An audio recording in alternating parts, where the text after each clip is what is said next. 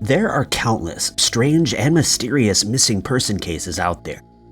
Even the most mysterious can have simple solutions, but many have strange twists which make these strange vanishings even more confusing and disturbing. Number 5. John Anderson Edwards wanted to see as much of the world as possible. The 31-year-old Scottish man had traveled through much of Western Europe and lived in Israel for several years. He was living in Portugal, having recently started a new job, when he disappeared without a trace. John had only been in Portugal a few weeks when he disappeared. He used the site Workaway to get jobs that would allow him to travel the world. On the site, he described himself as a hard worker who was looking for challenges, experiences, and to meet people he would otherwise never have met. His experience as a chef landed him a job at the Rock Food Cafe in Lagos, Portugal at the end of August.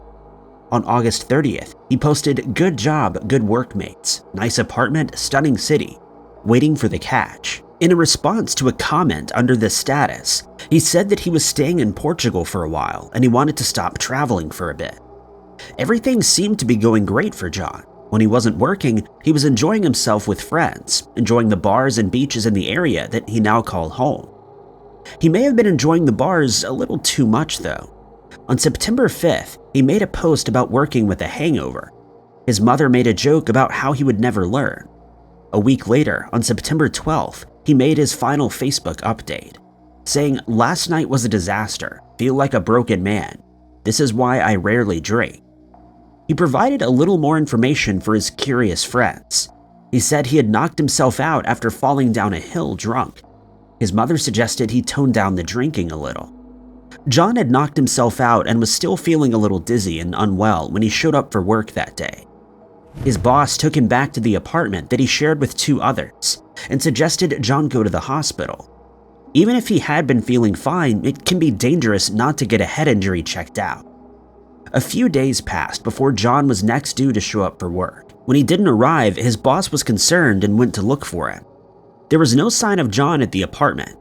He was reported missing on September 15th, less than a month after he arrived in Portugal.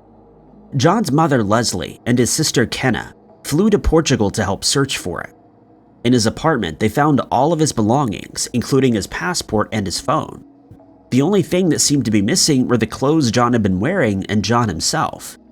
Since then, there's been little update on the case. John's family has been critical of the Portuguese police handling the case, with police in Scotland being asked to assist. It's not known if poor policing missed anything or if John simply vanished without a trace.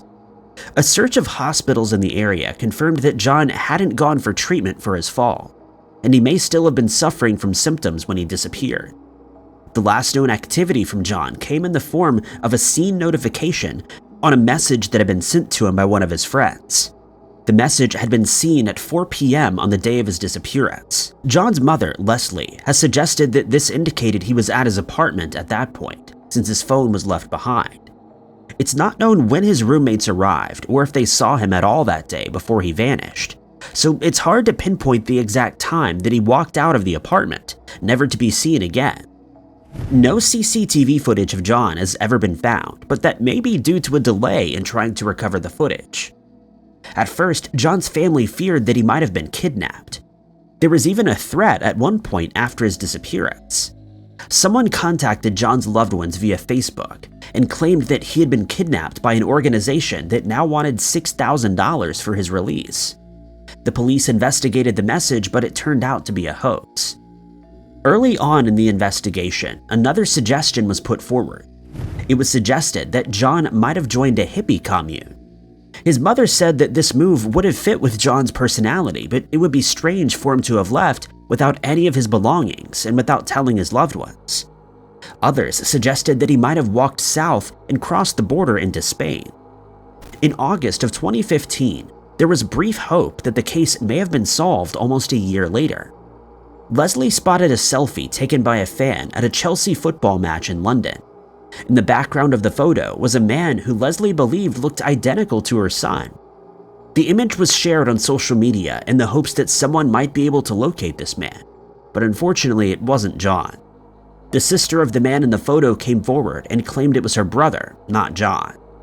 It was a disappointing result, but it didn't stop John's family from hoping that he would be found. The next year, a photo of a man in a Brazilian hospital was sent to Leslie, but he was also confirmed to not be John. More than 8 years later, John remains missing.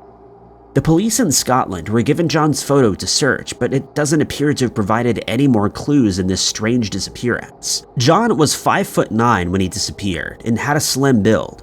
He had brown hair, blue eyes, and had Arabic and Hebrew tattoos on his arms. He sometimes also used the surname BOLIN. Anybody with information on this case should contact police in Scotland on 101. Number 4. Lainey Westbrook was last seen on CCTV at a gas station with a man who had a violent criminal history. A few days later, her family discovered that Lainey was missing, and that man was the last person to see her. Lainey was 41 years old at the time of her disappearance. She wasn't in a good place in her life. According to her friends and family, she always wanted a typical life: a husband, a home, and a white picket fence. She had 3 long-term relationships when she was younger. Her last relationship ended when the man passed away. After that point, Lainey's life began to spiral out of control. She began dating men who couldn't or wouldn't provide the life she wanted. With each failed relationship, she turned more and more to alcohol. Lainey was very close with her parents, even though her father lived in a different state. But Lainey's mother and stepfather couldn't take her drinking anymore. In July of 2020, she moved into the San Juan Motel in Washington. It wasn't far from her mother's house or from the grocery store where she worked. Lainey wanted to save up so she could get a house with her boyfriend. According to her mother, that boyfriend would be whichever one of the 2 she was dating that got their act together first. Lainey was dating 2 men, although her family only knew of one of them. The one that they knew was named Sean. He was in jail for a non-violent offense at the time of Lainey's disappearance. Her other boyfriend was named Mike. He was more violent, and it's believed on one occasion that he hit Lainey. But on the day that she vanished, Mike had taken a flight to Alaska for a fishing job. It would later turn out that they weren't the only men in Lainey's life. Lainey was discovered missing on September 13, 2020. The hotel where she lived had called her mother as Lainey had missed her rent payment and they hadn't seen her for a few days. This was very out of character for Lainey. Her life may not have been perfect, but she was responsible, always showed up to work, and always made her payments. When Lainey's mother called her work, they also confirmed they hadn't seen her for a few days, even though she'd been scheduled to come in. Lainey was reported as a missing person that same day, but police were slow to act. Lainey's family took matters into their own hands. CCTV from the hotel showed Lainey getting into a white single-cab Dodge Ram pickup truck with a man at about 7:15 p.m. on September 10th. The man had gone up to Lainey's room and come down with her. She was carrying her dog, a rat terrier, with a stub tail named Precious. As the name would suggest, Lainey adored her dog. She also had what looked like an overnight bag and some belongings to look after the dog. At about 7:30 p.m., Lainey was seen on CCTV at the Chevron gas station on Casino Drive next to Swinomish Lodge and Casino. She was still with the man. They bought a few items and then left, never to be seen again. It didn't take long for the man to be identified. He was Jeff Hain. Hain ran a moving company where Lainey's boyfriend Sean worked. While in jail, Sean had asked Hain to look after Lainey, and the two had been hanging out for about a month. Hain claimed that he and Lainey had plans to make dinner together. They went to the store to get ingredients for tacos, then went back to the Thousand Trails campground where Hain lived in an RV. They stayed there until about 3 a.m., but for some reason they didn't have time to eat. Hain then drove Lainey to a park a few blocks away from the hotel where she lived. At first, he said it was because he didn't want to run into Mike, who also lived at the hotel. When investigators pointed out that he wasn't concerned about Mike when he picked Lainey up, he changed his story. He said that Lainey wanted to walk the last few blocks so that Precious could take a walk. At 3:46 a.m., Hain realized Lainey had left Precious's treats in his truck, and he sent her a text, but she never responded. There were a number of problems with Hain's story. When Lainey's family went to the campground, other campers were able to give them more information.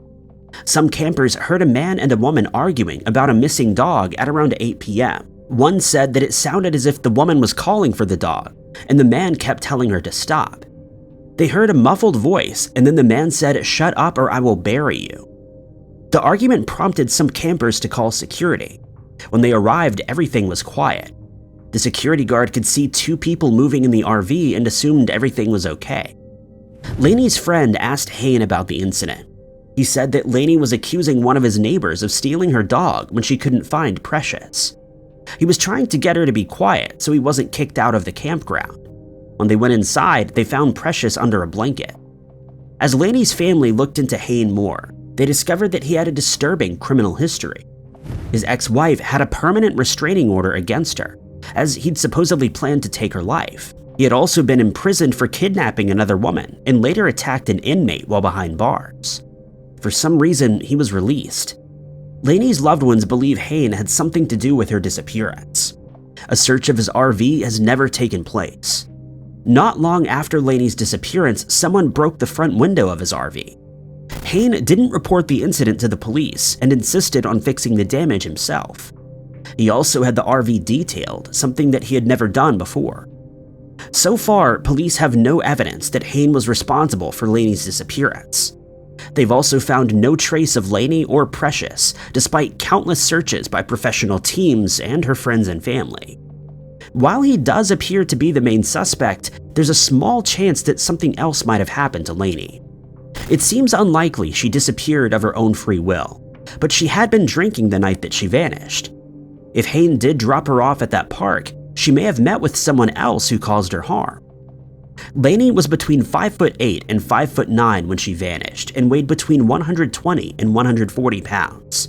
She had brown hair and green eyes and was last seen in a black shirt, blue jeans, and white sandals. Anyone with information should contact Anacortes Police Department at 360-293-4684. Number 3. Ronnie BOLIN disappeared under suspicious circumstances in July of 1996. The last any of his family or friends heard, he was going to try to collect a debt from an old friend. Years later, his case would be linked to another disturbing crime, and he still hasn't been found. Ronnie was 33 years old at the time of his disappearance. He had been involved in the Church of God his entire life, and in 1992, he founded the Hosanna Christian Center in Hillsboro, Missouri.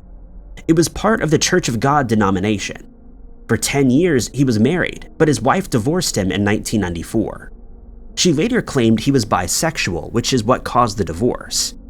Things began to spiral out of control for Ronnie at that point.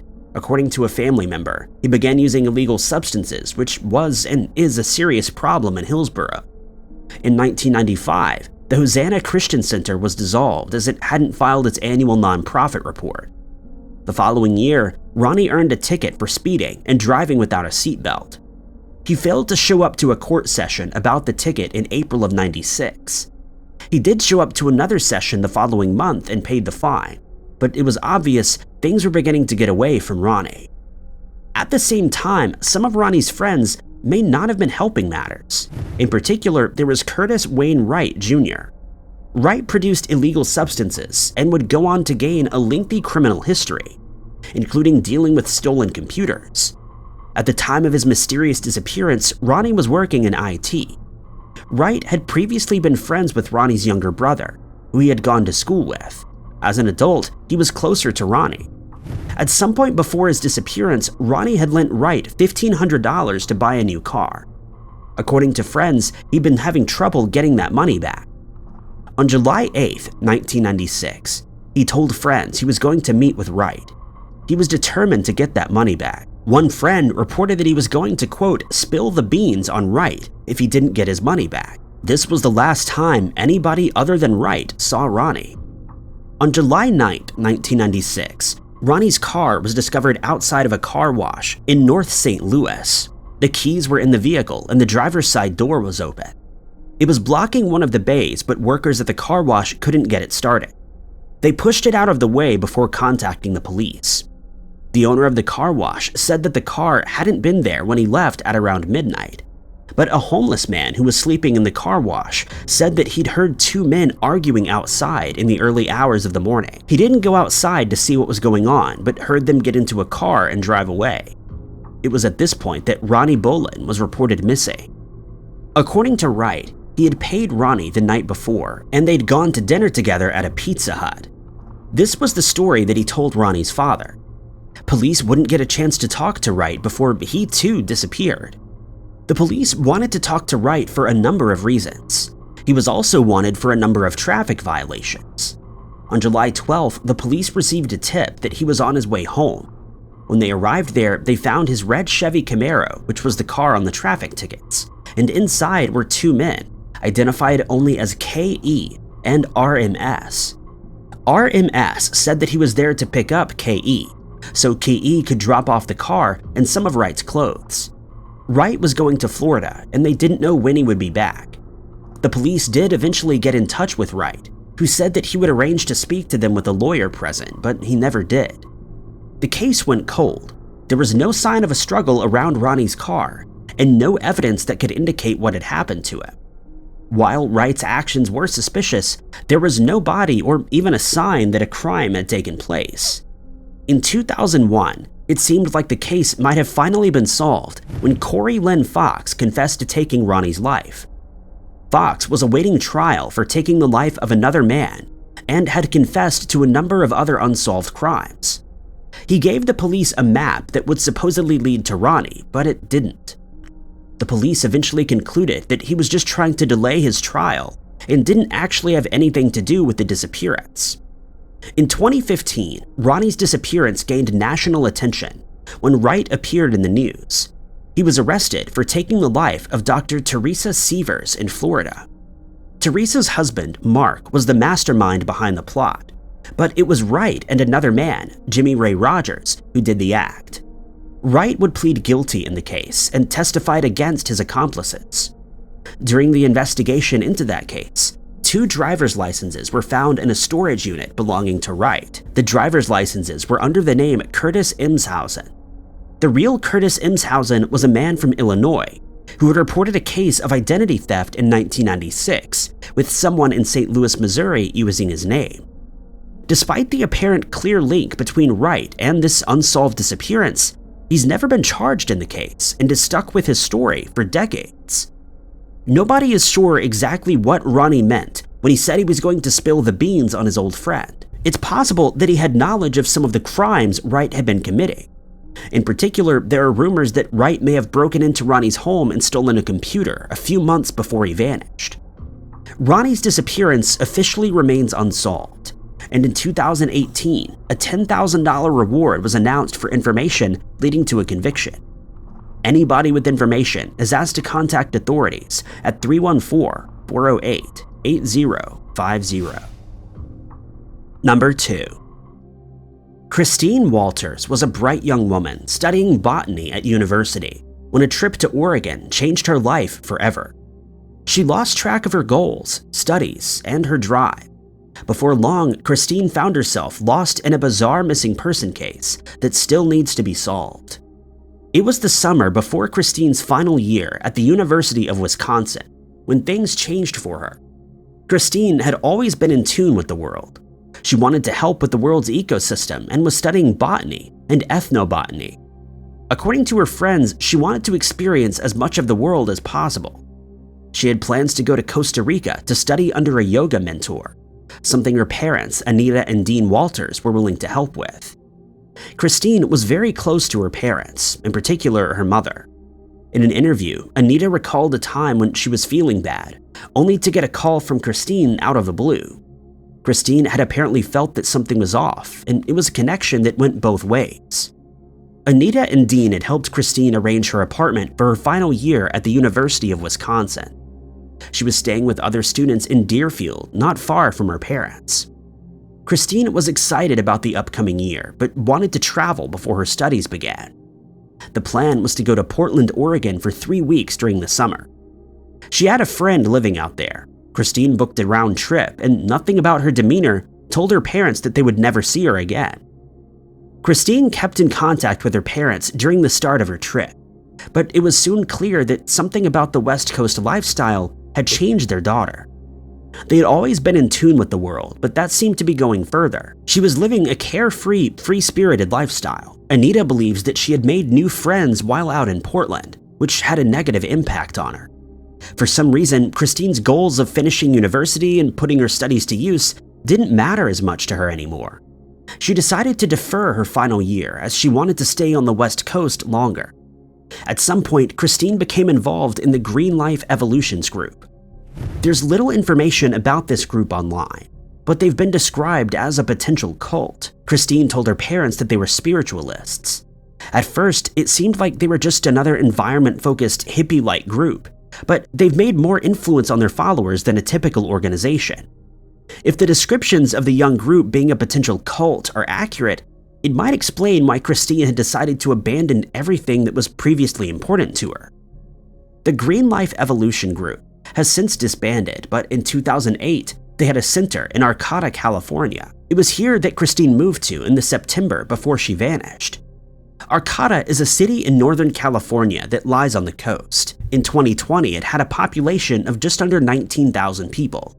It's known for its stunning scenery and is surrounded by thousands of acres of forest land. In particular, there's the Arcata Community Forest, which apparently became a favorite location for Christine during her stay. The city is located in Humbart County, which has unfortunately gathered a reputation for being one of the most dangerous counties in California, despite the stunning natural environment. As well as untimely passings and the growing of illegal substances, there are a number of unsolved disappearances. The disappearances of 5 young women between 1992 and 2014 have been given the name the Humbart Five. Christine would become the third of those women. At first, Anita and Dean had no reason to worry about their daughter. The 2 members of the Humbart Five who had already disappeared at this point had vanished more than 10 years earlier, and everything they had heard from Christine had been positive. But they began to hear less and less from her. She also didn't have a stable income and would frequently ask for money. Anita and Dean would wire over money, but they were growing more and more worried about her. Then a call came on October 29, 2008. Christine sounded strange, and Anita was concerned. She asked Christine to come home, but she simply said that she wasn't ready to come back yet, and that she needed to finish her journey. A few weeks went by before Anita and Dean heard from their daughter again. The next contact was even more troubling. In the early morning hours of November 12, 2008, Christine showed up on the doorstep of a house in Eureka, California. The house was 20 miles away from where she had been staying. Christine didn't have any clothes or belongings, was barefoot, and had been scratched by briar thorns. She didn't know the occupants of the house. She told them someone was after her and she'd run through the night to get there. The homeowners called the police and Christine was taken to the hospital. According to some sources, she didn't want to be touched while at the hospital and was evasive about what had happened to her. She said there were demons who were after her. They could hear her, so she didn't want to talk about what had happened. Christine was tested for illegal substances and the tests came back clear. At least one nurse believed that she needed to stay at the hospital, but they couldn't force her to stay. Christine was taken to the Red Lion Inn in Eureka. At the hotel, she called her mother several times. She sounded terrified and paranoid. She continued to tell her mother that there was someone after her and that they could find her no matter what. When Anita indicated that she would go to California to look after her daughter, Christine insisted that she didn't. She said that she was a big girl and begged her mother not to come. In the end, Anita agreed not to go, but instead faxed over the information Christine needed to get her new ID. Her father also wired over money so that she could book a plane ticket home. On November 14th, Christine left her hotel key on the front desk and went to a copy store in just her hospital pajamas and a jacket. She took the copies her mother had faxed her and asked for directions to the DMV, which was just a mile away. She left the store and was never seen again. It would take a private investigator hired by the Walters to fill in the blanks between the October phone call and the November event. 5 days before Christine showed up at the Eureka house, she had taken part in a tea ceremony at Green Life Evolutions. The ceremony involved ingesting a tea made from a mixture of legal and illegal substances. as well as hallucinations that tea can cause sickness and paranoia. According to Green Life Evolutions, she stayed with the group and rested until November 11th, when she left by herself, leaving her belongings behind. Her backpack, which held her ID, was left behind at the center. No trace of Christine has ever been found since she left the coffee shop. It's not known for certain if her disappearance was caused by the tea ceremony, though it does seem likely that it could have triggered her paranoia. She was still in a paranoid and vulnerable state after leaving the coffee shop, and it's possible she met with another instance of foul play while in that state. Christine's family and friends have spent years searching for answers. There have been countless tips, but none have led to finding the truth about what happened to Christine and where she is now. Christine would be 37 years old today. She was between 5'2" and 5'4" and weighed 110 to 115 pounds when she vanished. She has a tattoo of a green and purple iris on the back of her neck and a small butterfly on her left hip. Anybody with information on this missing person case can contact the Humboldt County Sheriff's Office at 707-445-7251. Number 1. The night of July 28, 2012 was one that started with partying for Kortne Stouffer, but after a call to the police got her boyfriend arrested, Kortne's night turned into a series of arguments. At some point in the early hours of July 29th, she disappeared without a trace. Kortne was 21 years old in 2012. She lived with her boyfriend Brad and their 2 dogs. She was loud, bubbly, and energetic, with her boyfriend balancing her out a little as the more quiet one. She worked as a dog groomer and worked part-time at her father's recycling equipment firm. Kortne was very close with her parents and the rest of her family. On July 30th, Kortne's brother Wendy became concerned as she hadn't heard from her for a few days. The day before, Kortne had plans to go to the county fair with her brother and grandfather. It was a tradition, but neither had seen or heard from Kortne. Wendy visited Kortne's apartment and found nothing out of place. The only problem was that Kortne was missing. As she searched for her daughter, she put together a series of strange events that led to her mysterious disappearance. Kortne always had problems with her neighbors. She lived in a duplex, with one side of the house consisting of one apartment and the other side being split into 2 apartments. Kortne and Brad lived on the top floor, with an older couple living below her and a 44-year-old man living on the other side of the house. Even as Kortne's parents helped her move into the apartment, they got the feeling that the neighbors weren't happy about having this young couple with 2 dogs living there. The downstairs neighbors would often complain about Kortne stomping around, and dogs going up and down the stairs, and general noise issues. The other neighbor also seemed to have a problem with the couple. Not long before Kortne's disappearance, he allegedly called their landlady and told her that he wanted Kortne and Brad gone. He said if something wasn't done, he would deal with it himself. It's unsurprising then that there was a problem when Kortne invited friends over on July 28th. The gathering wasn't supposed to be a party, but there was alcohol and music. The police were called due to the noise.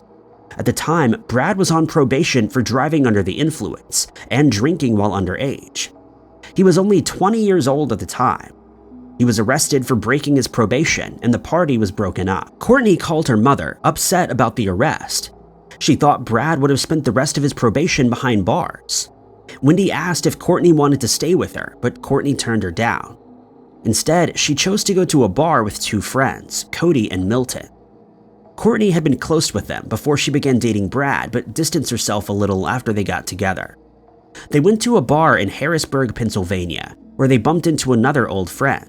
Arvard Brown and his girlfriend were also at the bar.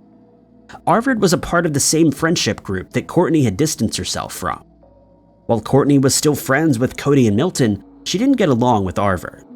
She accused him of breaking into her apartment a few weeks earlier, stealing money and illegal substances.